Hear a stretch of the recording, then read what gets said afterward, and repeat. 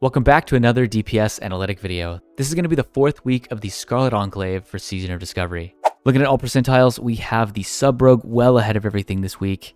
Following that is the Balanced Druid, and then the first rule drop off down to the Shadow Priest, Ellie Sham, and Affliction Lock. Again, we are going to be looking at 40 player metric until we have more data.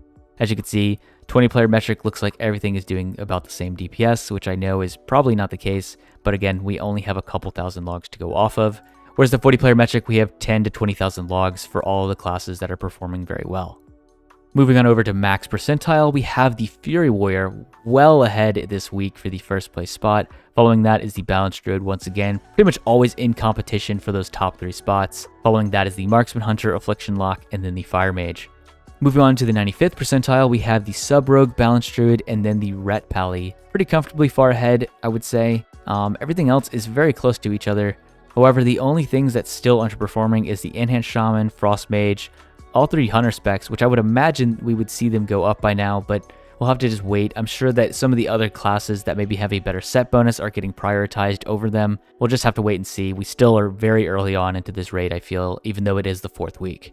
And then looking at each of the boss fights specifically and picking out the top performers, we're going to start off with Balnazar, Fury Warrior, and then the Balanced Druid, followed by your Fire Mage. Pretty crazy to see this big of a jump here by a couple hundred DPS, and then the next big jump down is by around 1,000 DPS. Moving on to Beatrix, we have the Fury Warrior once again in that top place spot, 10,900 DPS. Following that is the Ret Pally with 9,800 DPS.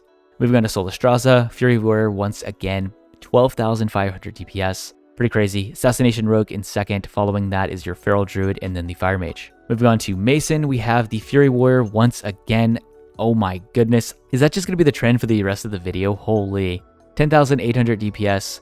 Below that is 9,000 DPS from the Balanced Druid, and then the Marksman Hunter once again doing pretty well on certain fights but falling off on other encounters. Moving on to Beastmaster, we have the Fury Warrior, which I was kind of expecting that since this is a 2-target fight, you can permanently hit both of them. Actually insane that players are already pulling this off. I mean, it kind of makes sense in a 40-player environment, but still, that is still very impressive to be doing. 13,000 DPS, following that is 12,000 DPS from the Balanced Druid, and then the Affliction Lock. Next, we have the ultimate multi-target fight, the Reborn Council, Balanced Druid, Affliction Lock, Shadow Priest, and then the Marksman Hunter. Again, not as many logs as these previous fights, but still a good bit, now that we've had a lot more nerfs and changes to these fights. Next, we have Lillian Voss, a pretty much pure single-target fight, Assassination Rogue, Sub-Rogue, and Shadow Priest, as well as your Balanced Druid, all pretty neck and neck for those top 3 spots. Once again, not too much information to go off of here, but still enough to kind of deviate what classes are performing well on this fight. And lastly, Caldoran, we have the Fury Warrior, all the way in first place. Makes sense, there's permanently ads throughout pretty much the entire fight. Even the last phase, there are ads that you can cleave down as well. Following that, by around 2,000 DPS, is your Affliction Lock, and then the Balanced Druid, and then the Marksman Hunter. But with that being said, that wraps up everything for this week. Be sure to like and subscribe for more videos just like this one. And as always, I will see you in the next video.